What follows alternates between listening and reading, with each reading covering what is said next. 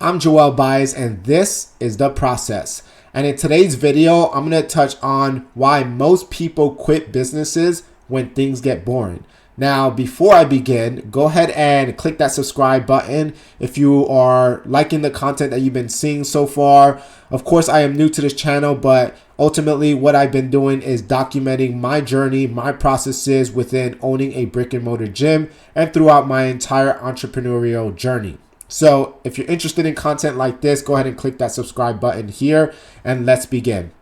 Now, with this topic, I'm actually really excited to talk to you guys about this because I am actually guilty of this, right? Before owning a gym, I was really excited, extremely motivated to take that next step and that leap of faith into owning a brick and mortar gym. Now, if you saw my first video, I come from a background of PT, online coaching. I was self-employed, but never really actually owned a brick and mortar gym or never really developed or had a team in place, right? So all that was extremely new for me. Now, granted, I try to do my best and do my due diligence in working for the camp franchise at another gym when I met my wife as an employee to learn all the skill sets I needed in order to transition into becoming a business owner.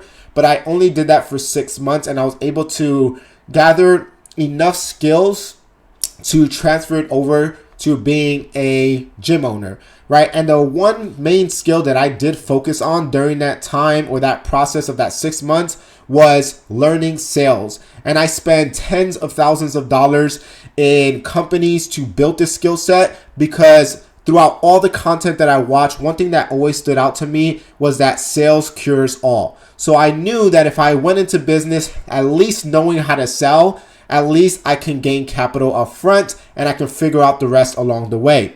All right, so that was my thought process along the way before I decided to go all in and becoming a business owner. In addition to that, I was also blessed to have my wife who was a business owner at that time and was part of the franchise for over 5 years. So being in partnerships with my wife made it extremely easy because I was also able to make mistakes while knowing that I had someone there with me to help correct and mold me into the entrepreneur that I needed to be, right? So I did go in there with a lot of help and assistance and guidance. So I am extremely grateful for that approach. Now, I know not everyone walks into that situation as well, but for me, that was the hand that I was dealt at that time. And that's what helped me mold me into the entrepreneur that I am today. And of course, that led me into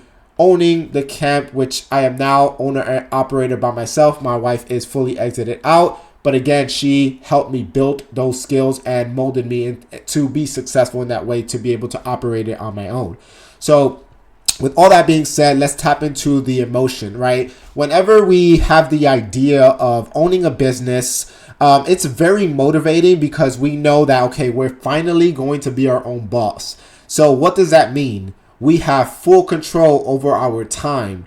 We can make the amount of money that we want to make, right? Rather than living off of a salary or an hourly rate, right? And the idea, knowing that we're also going to be a huge impact to our community, being a strong leader to that community, right? All that built a fire inside you and keeps you really excited and extremely motivating, right? And then as you go through that process, when you have that brick and mortar, right, you get that sense of gratification in you until reality hits and you're actually going through that process, right? And the reason why I say that because me and my wife always have this term where we say business is easy, but people are hard, right? So meaning going into a service-based business and you're dealing with a high influx of people, that motivation, that fire can also be tainted throughout that experience because we have this perception on what business might be, but when you actually go into it, it ends up being something different, right? So when I went into owning the brick and mortar gym, it was very exciting in the very beginning because, again, I had that support and we acquired an existing business and we were able to take all the tools that we had from the other gym and be able to apply it to the current gym. And we were able to actually turn the gym around within 3 months, with starting with building a team first. And then once we built the team, gave them the training, the coaching they need to be successful in their roles and their position, it allowed us to really scale and develop that gym within that first year of owning it, right? Now, granted, new ownership, people were excited to see that there was a new owner in the gym. There was that different vibe, that different energy. So all that you have to take in consideration, right? Now, going fast forward 1 year, year and a half into business, things become very repetitive, right? You have systems in place. You're doing the same amount of phone calls, if not more. You're marketing, you're budgeting, right? Business becomes very, very repetitive.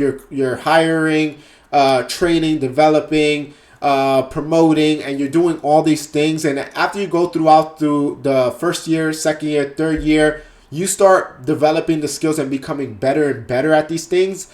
But then eventually you hit a point to where you're not really growing as much as a business owner, right? Especially if you're not investing in yourself, but you're just focusing on developing the skills within the business and mastering those skills. Then once you feel like you fully mastered it, there feels like you're at that point where you're not really growing no more as a business owner. And I think that's the point where most people start to feel very bored for what they do. They lose the motivation. But I think that's where it gets very, very critical for entrepreneurs or business owners, because I strongly believe that part is very essential to continue to be able to push through that boring phase and go through the reps more and more and more, because as you go through that reps, you're going to build and master those skills and qualities that you're going to need, especially if you have bigger plans and bigger business ideas that you want to accomplish, because the bigger you move up, the harder it's going to be, the bigger problems you're going to have to solve. And if you don't have a strong, solid foundation in place for the basic skills you need to be a successful business owner, right, such as sales skills, leadership skills, team development skills, then if you try to jump past that, you're going to be in a very bad position. So I'm a strong believer in mastering the fundamentals, mastering the basics. Forget motivation. Continue to go through the process until you are 100% confident in your ability and skills, and then move up that next level. All right. So don't allow motivation to be a factor on why you feel like I should quit, because that is the process. That is the phase that you need to be in order to be the best. So whenever you get to that next phase. All right. Second thing is that the systems aren't necessarily in place when most people are also feeling bored, right? So if you don't have systems in place, right, there's no routine, there's no structure, then it's going to feel very sporadic. You're going to feel very overwhelmed, and you're going to be at your lowest point, and you're going to want to quit because you're going to be taking on all of the load, right? Because there's no structure, there's no systems. And if that isn't in place and you don't have that dialed down, you're going to have a very, very hard time in business. So the key thing is to really look into the infrastructure of the business, master the systems, delegate the tasks, the responsibilities to the team members that are required to operate that gym. For example, not gym, that business, but for example, if we have coaches, then making sure that you're coaching and developing them and giving the systems and tools for them to master their role specifically, so that way you're not taking on that load and responsibility. And same thing goes for your front desk, your AD, or your director, and making sure you're training and developing them and giving them the skills, so that way you as a business owner can work on the business and not necessarily in the business. And the reason why I'm being very open about this is because I'm actually in this process right now as an owner operator, and I am finally, after 3 years of owning this brick and mortar gym, learning to be able to shift my hat or my mindset from being an owner operator to a CEO and working on the business, right? So I came in here into 2026 with a game plan and strategy to exit out of operations by June 1st of 2026, but making sure that I have a right team in place and I'm able to give them the skills, coach them, train them, and develop them so that way they can be the best at their role and position. And then as I exit out, I'm able to now provide them with more opportunity to grow within the camp, right? So I share that because, the biggest thing right now is that boredom is what's going to be the price of mastery. So don't allow the boredom to frustrate you. Don't allow the boredom to put these thoughts in your mind to want to quit and just say, forget about it.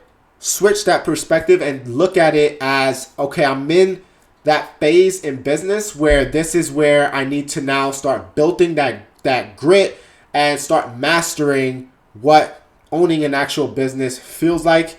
So that way I could go into that next phase or that bigger thing that you want to go into.